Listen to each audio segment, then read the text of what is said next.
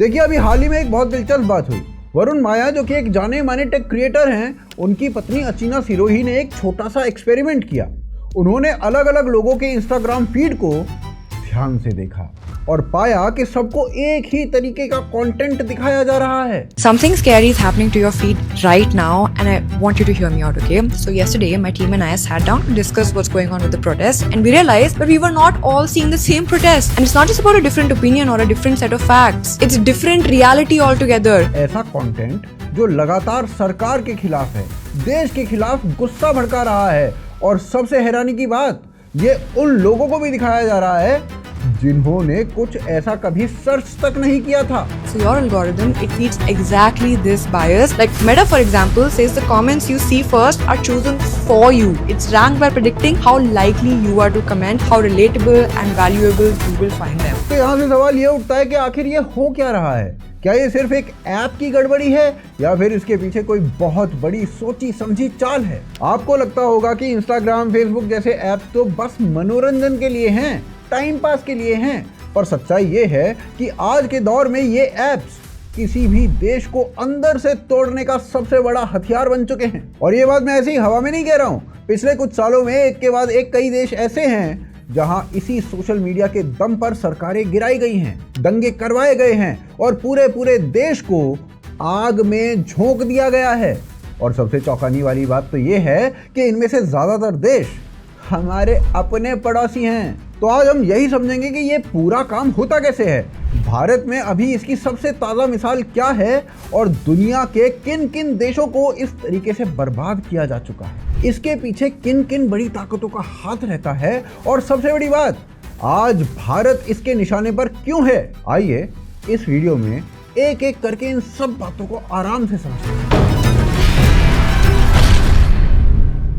देखिए, इस पूरे मुद्दे को समझने के लिए हमें अपने ही देश की सबसे ताजा घटना से शुरू करना होगा, जो इस समय आपके आंखों के सामने चल रही है। आपने पिछले कुछ हफ्तों में एक नाम बहुत सुना होगा, कॉकरोच जनता पार्टी यानी कि सीजेपी। ये एक सो कॉल्ड यूथ मूवमेंट है जो नीट जैसी परीक्षा में हुई गड़बड़ी को लेकर सड़क पर उतरा, लेकिन बहुत ही जल्दी इसका डायरेक्शन पूरी तरीके से अचानक से बदल गया और इसके बाद अचानक से हर किसी के इंस्टाग्राम पर सिर्फ सीजेपी की रील्स आने लग गई। और सबसे बड़ी बात, ये रील्स उन लोगों को भी दिखाई दे रही थी जिन्होंने कभी सीजेपी को फॉलो ही नहीं किया था, जिन्होंने कभी ऐसा कोई वीडियो ही नहीं देखा था। लोग खुद हैरान थे कि उनके फीड में एक तरफा कंटेंट अचानक से कहां से घुस गया। और एक तरफा का मतलब समझिए, इन प्रोटेस्ट के दौरान पत्थरबाजी हुई थी, पुलिस पर हमले हुए थे, गाड़ियां तोड़ी गई थी, सरकारी दफ्तरों में तोड़फोड़ हुई थी।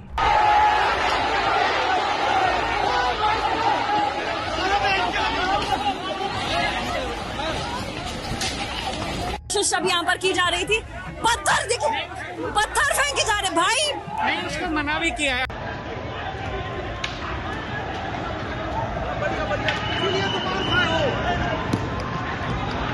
पर ये वाले वीडियोस बहुत कम लोगों की फीड में आए थे, यानी जो हिंसा प्रोटेस्टर्स ने की थी उसे पूरी तरीके से एल्गोरिदम ने गायब कर दिया था। गाड़ी को देखिए, कुचला जा रहा है, तोड़ा जा रहा है, गाड़ी को तोड़ा जा रहा है, गाड़ी को कुचल दिया गया है। ये छात्रों का जो यहाँ पे लोग थे, जो प्रदर्शनकारी थे, इनका गैर जवाब दिया गया। अभी तक जो है, थोड़ी देर पहले तक जो है वायलेंस नहीं हुआ था, लेकिन 4 बजे वायलेंस होना शुरू हो गया है। ये दिल्ली की तस्वीर है, ये दिल्ली की तस्वीर है, ये दिल्ली की तस्वीर है। आप देखिए, ये दिल्ली की तस्वीर है। इसके बजाय सबको ठीक एक ही तरीके का कंटेंट परोसा गया।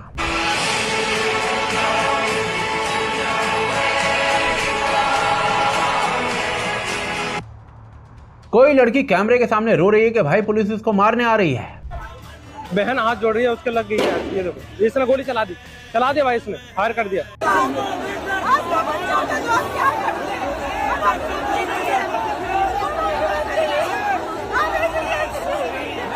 कोई इन्फ्लुएंसर ड्रामेटिक म्यूजिक लगाकर बता रहा है कि सरकार स्टूडेंट्स को कुचल रही है। जल्दी जल्दी शादी कर लो, बच्चे करने की उम्र निकल जाएगी। किस लिए करूं बच्चे? ये दिखाने के लिए।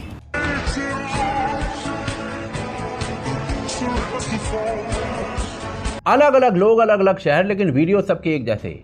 ऐसा लग रहा था जैसे किसी ने तय कर लिया हो कि पूरे देश को सिर्फ यही एक तस्वीर दिखानी है कि पुलिस और सरकार जालिम है और सारे प्रोटेस्टर्स बेचारे मासूम हैं, जबकि रियलिटी कुछ और थी।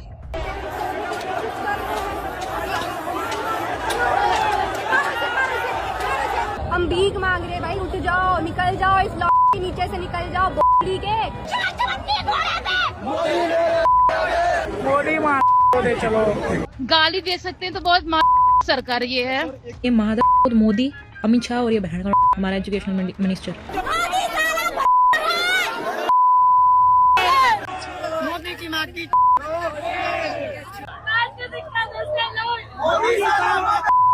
मेरे को मिल जाए अम्मा, दूंगा माँ की मोदी की। और ये चीजें अपने आप नहीं हो रही थी, इसके पीछे एक पूरा पेड नेटवर्क काम कर रहा था। कितने ही इन्फ्लुएंसर्स को इसके लिए 30,000 से 50,000 रुपए से शुरू होकर पैसे दिए जा रहे थे, ताकि वो सब एक ही तरीके का कंटेंट बनाकर पूरे देश की फीड में भर दें। పైన నీకు స్క్రీన్ రికార్డింగ్ కనిపిస్తుంది కదా, సోనం వాంచుక్ దానికోసం వీడియో చేస్తే లెఫ్ట్ లో అవి అంతా సింపతిలో ఇట్లా ఫ్లో అయిపోకుంటూ వాంచుక్ అంటారా మీరు ఆడవాళ్ళు పైసలు తీసుకొని చేసే ప్రొటెస్ట్లు మీరంతా పైన చూడు। और ये अपने आप उठी आवाज नहीं थी, ये पैसे देकर प्लान करके चलाया गया कैंपेन था। पर यहीं पर जरा रुकिए, क्योंकि आपको लग रहा होगा कि ये पहली बार हो रहा है। ऐसा बिल्कुल नहीं है, ये चीज भारत में पहले भी हो चुकी है। आपको साल 2021 का किसान आंदोलन याद होगा। उस दौरान अचानक से दुनिया भर के कई फेमस लोग जैसे कि पॉप स्टार रिहाना या फिर ग्रेटा थनबर्ग एक साथ भारत के खिलाफ ट्वीट करना शुरू कर चुके थे। जांच में पता चला था कि इन सब के पीछे एक टूल किट थी, यानी एक पहले से तैयार स्क्रिप्ट कि कब कौन सा हैशटैग चलाना है, कब ट्वीट करना है और कब सड़क पर उतरना है। एंड इस टूल किट के बारे में पता कैसे चला था? जब ग्रेटा थनबर्ग से गलती से वो टूल किट सोशल मीडिया पर लीक हो गई थी। और ये टूल किट बनाई थी पोएटिक जस्टिस फाउंडेशन नाम की एक ऐसी संस्था ने जिसके तार सीधे खालिस्तानी आतंकवाद से जुड़े थे। यानी एक अलगाववादी सोच विदेशी हस्तियों को मोहरा बनाकर भारत के खिलाफ पूरी दुनिया में माहौल बना रही थी। और इसका नतीजा हमने 26 जनवरी को देखा, जब लाल किले पर हमला हुआ। ऊपर से इंस्टाग्राम और सोशल मीडिया पर उल्टा इनके ही सपोर्ट में नैरेटिव को एम्पलीफाई किया गया था। तो भाई ये जो सीजेपी हो रहा है ना, ये कोई नई बात नहीं है, यह उसी पुरानी चाल का नया वर्जन है।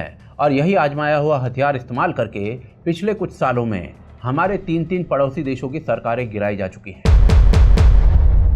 देखिए, इस पूरे तरीके का एक नाम है जिसे दुनिया कलर रेवोल्यूशन कहती है। मतलब बंदूक या आर्मी से नहीं, बल्कि जनता को ही देश के खिलाफ बना देना, उसको मोहरा बनाकर अंदर से किसी सरकार को गिरा देना। और इसका सबसे बड़ा हथियार होता है सोशल मीडिया। इसे दुनिया ने पहली बार बड़े पैमाने पर 2011 में देखा था, अरब स्प्रिंग के रूप में। हुआ यूं था कि टूनीशिया नाम के एक छोटे से देश में एक सड़क पर सामान बेचने वाले ने सरकारी जुल्मों से तंग आकर खुद को आग लगा ली। ये एक सच्ची घटना थी। पर इसके बाद इस घटना के वीडियोस और तस्वीरें फेसबुक और ट्विटर पर आग की तरह फैलाई गई। सिर्फ टूनीशिया में ही नहीं, बल्कि पूरे अरब वर्ल्ड में। देखते ही देखते टूनीशिया की सरकार गिर गई और फिर यही आग इजिप्ट, लीबिया, सीरिया हर जगह फैला दी गई।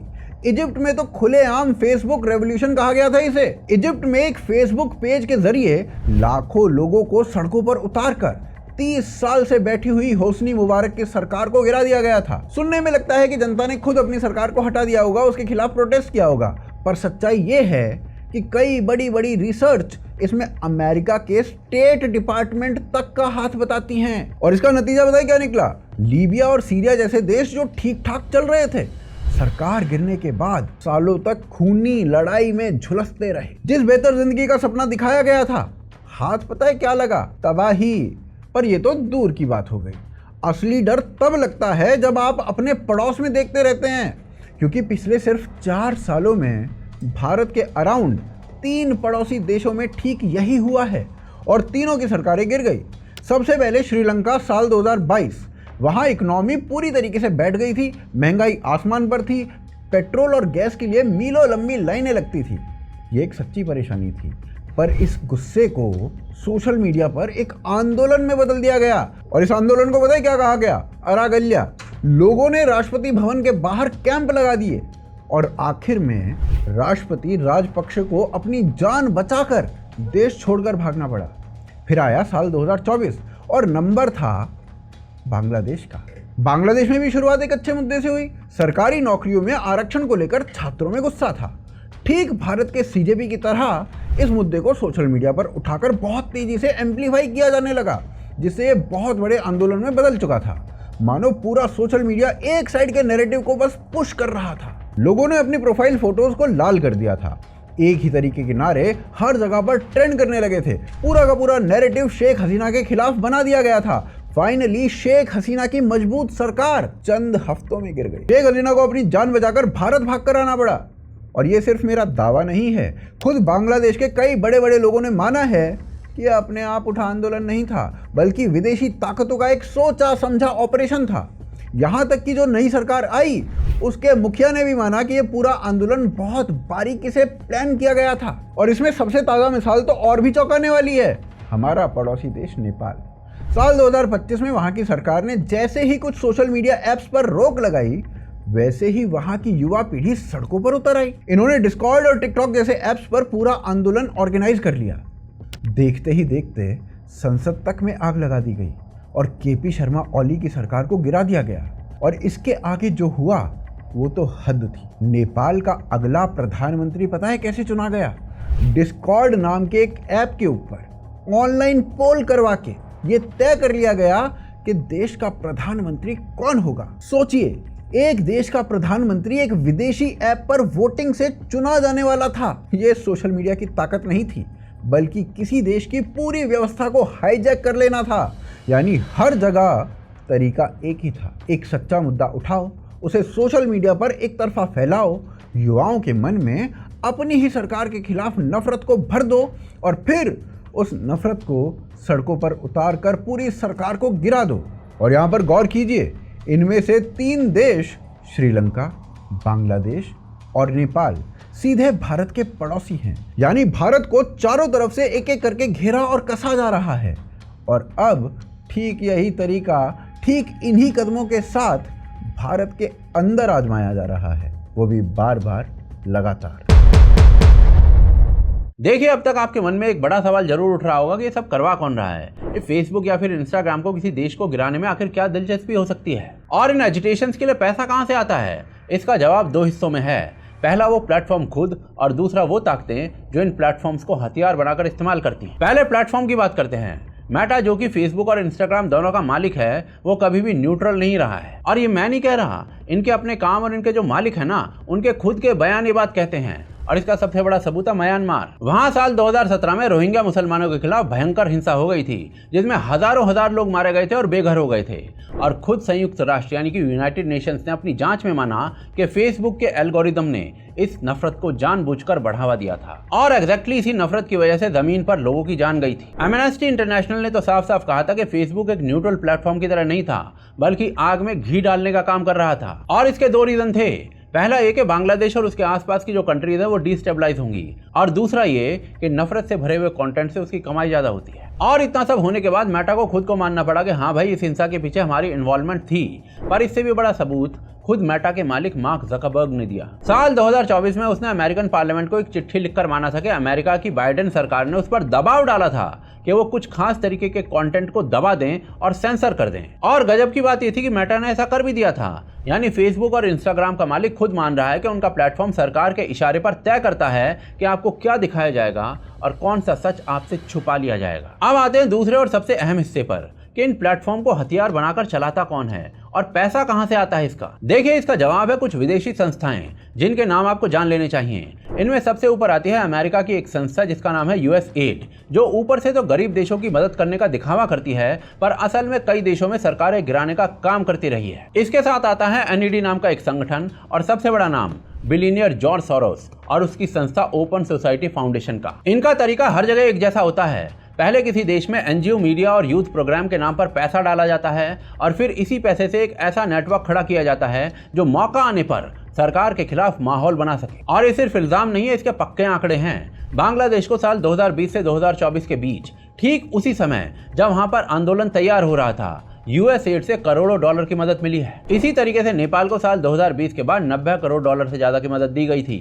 और भारतीय मीडिया की रिपोर्ट्स के मुताबिक वहां सरकार गिराने का प्लान सालों से तैयार हो रहा था। और सबसे बड़ी बात, यह अब कोई छुपी हुई कॉन्स्पायरेसी थ्योरी नहीं रह गई है। खुद अमेरिका की ट्रंप सरकार ने आकर इसी USAID पर लगाम कसी है, और इलॉन मस्क ने तो इसे एक क्रिमिनल ऑर्गेनाइजेशन तक कह दिया। यानी जिस बात को अब तक कॉन्स्पायरेसी कहकर हंस दिया जाता था, वो अब खुलकर सामने आ चुकी है। तो अब पूरी तस्वीर को जोड़कर देखिए। एक तरफ फेसबुक और इंस्टाग्राम जैसे प्लेटफॉर्म जो न्यूट्रल नहीं है और सरकार के इशारों पर चलते हैं, और दूसरी तरफ USAID और सोरोस जैसी विदेशी संस्थाएं जो पैसा और प्लान देती हैं। इन दोनों को मिला दीजिए तो आपको वो पूरी मशीन दिख जाएगी जो एक एक करके देशों को अंदर से तोड़ रही है। देखिए, अब सबसे बड़ा और सबसे ज़रूरी सवाल तो ये है कि अब इन्होंने हमारे तीनों पड़ोसियों को निपटा दिया है, तो अब इनकी नज़र कहाँ हो सकती है? इसका जवाब सीधा सीधा है भारत। और ये समझना बहुत ज़रूरी है कि आखिर भारत इनके निशाने पर क्यों है। कुछ साल पहले तक भारत को दुनिया एक कमज़ोर, एक गरीब, एक हाथ फैलाने वाला देश समझती थी। ऐसे देश से किसी को कोई खास खतरा नहीं होता था, पर आज भारत बदल चुका है। भारत आज दुनिया की सबसे तेज़ी से बढ़ती हुई इकोनॉमी बन रहा है। आज भारत किसी के दबाव में ना कर अपने फैसले खुद लेता है। जब दुनिया ने रशिया से तेल ना खरीदने का दबाव भारत के ऊपर बनाया, तो भारत ने अपने फायदे के लिए तेल खरीदा और साफ साफ कह दिया, हमारे फैसले हम खुद डिक्टेट करेंगे। भारत आज पश्चिमी देशों की हर बात में हाँ नहीं मिलाता है, बल्कि अपने इंटरेस्ट को सबसे ऊपर रखता है। और यही बात पश्चिम की उन ताकतों को हजम नहीं हो रही है, क्योंकि इनका पुराना तरीका यही रहा है कि कमज़ोर देशों को अपने इशारों पर नचाओ। पर भारत अब इनके इशारों पर नाचने से इनकार कर चुका है, और जो देश इनके सामने सर उठाकर खड़ा हो जाता है वो इनकी आंखों में खटकने लगता है। इन्होंने श्रीलंका, बांग्लादेश, नेपाल, इन सभी जगहों पर अपना शिकंजा कसा। अब उनकी असली मंजिल भारत है। इन पड़ोसी देशों को डिस्टेबलाइज करना असल में भारत को चारों तरफ से घेरने की तैयारी थी, और भारत को सीधे तोड़ने के लिए इनके पास वही पुराना हथियार था, सोशल मीडिया। भारत दुनिया में सबसे ज़्यादा सोशल मीडिया इस्तेमाल करने वाले देशों में से एक है। करोड़ों नौजवान दिन में कई घंटे इन्हीं ऐप्स के ऊपर बिताते हैं, और यही पूरी युवा पीढ़ी इनके लिए एक आसान निशाना बन जाती है। सीजेपी तो बस एक ट्रेलर है, एक टेस्ट है, ये देखने के लिए कि भारत में ये तरीका कितना चल सकता है। तो अब सवाल ये है कि इसका सोल्यूशन क्या है, और इसका जवाब हमें चाइना से मिलता है। चीन से हमारी दुश्मनी अपनी जगह पर है, पर एक मामले में उसने बहुत पहले समझदारी दिखा दी थी। चीन ने बहुत पहले ये समझ लिया था कि अगर उसने अपने लोगों को फेसबुक, इंस्टाग्राम, गूगल, इन जैसी विदेशी ऐप्स के भरोसे छोड़ दिया, तो उसके देश की सोच की चाबी किसी और के हाथ में चली जाएगी। और इसीलिए चीन ने इन सारी विदेशी ऐप्स को अपने देश में घुसने ही नहीं दिया। और ऐसा नहीं है कि इन ऐप्स की जगह चाइना के लोगों को कुछ नहीं मिला, उनके अपने खुद के ऐप्स मिले, जैसे वीचैट या वीबू। और यही वजह है कि कोई बाहरी ताकत सोशल मीडिया के जरिए चाइना के अंदर वो काम नहीं कर सकती है जो बाकी देशों में करती रही है। यही आज भारत के लिए सबसे बड़ा सबक है। भारत को भी अपने खुद के मजबूत प्लेटफॉर्म्स खड़े करने होंगे, और इन विदेशी ऐप्स पर अपनी निर्भरता को कम करना होगा। पर क्या सरकार अपना काम करेगी या नहीं, वो हमें नहीं पता, लेकिन इस पूरी लड़ाई में सबसे बड़ी जिम्मेदारी हम सब की है, खास तौर पर हमारी युवा पीढ़ी की। हम सबको ये समझना होगा कि हमारा फ़ोन, हमारा फीड आज एक जंग का मैदान बन चुका है। जो भी वीडियो आपको आपके अपने देश से, आपकी अपनी सेना से, आपकी अपनी पुलिस से और आपके अपने समाज से नफरत करना सिखा दे, वहाँ एक पल के लिए रुक जाइए। ये आपको कौन दिखा रहा है और इसके पीछे किसका फ़ायदा है, क्योंकि अब ये कोई शक की बात नहीं रही है। जो कुछ बांग्लादेश में हुआ, जो कुछ नेपाल में हुआ या जो कुछ श्रीलंका में हुआ, वही आज आपके फीड में हो रहा है। जिस वीडियो को देखकर आप अपने ही देश के खिलाफ गुस्से में भर जाओ, वो आपको जानबूझकर दिखाया जा रहा है, और जिस पल आप उस गुस्से में बहकर अपने ही देश को गाली देने लग जाओ, उसी पल आप समझ जाओ कि उस साजिश का मुहरा आप बनते जा रहे हो, जो आपके अपने देश को कमज़ोर करना चाहती है। सोशल मीडिया अपने आप में कोई बुरी चीज़ नहीं है, ये जुड़ने और जानने का एक बहुत शानदार तरीका है। पर जब इसको हथियार बनाकर आपके देश के खिलाफ, आपके खुद के खिलाफ इस्तेमाल किया जाने लगे, तो जागना जरूरी हो जाता है। तो अगली बार जब आपका फीड सिर्फ एक ही तरीके की नफरत से भर जाए, तो समझ लेना कुछ तो गड़बड़ है, और उसे समझ लेना और उसमें मुहरा बनने से इनकार कर देना, यही आज के दौर की सबसे बड़ी देशभक्ति है। बाकी आपको क्या लगता है, क्या भारत को अपने खुद के सोशल मीडिया प्लेटफॉर्म्स बनाने चाहिए, या फिर क्या इन विदेशी ऐप्स पर लगाम लगानी चाहिए? नीचे कमेंट्स में ज़रूर बताइएगा। और अगर ये वीडियो आपको पसंद आई है तो इसे ज़्यादा से ज़्यादा लोगों तक शेयर करिए, ताकि ज़्यादा से ज़्यादा लोगों को इस पूरी चाल के बारे में समझ में आ सके। और अगर आप इस चैनल पर नए हैं तो भैया सब्सक्राइब करे बिना बिल्कुल मत जाना। तब तक के लिए जय हिंद, जय भारत।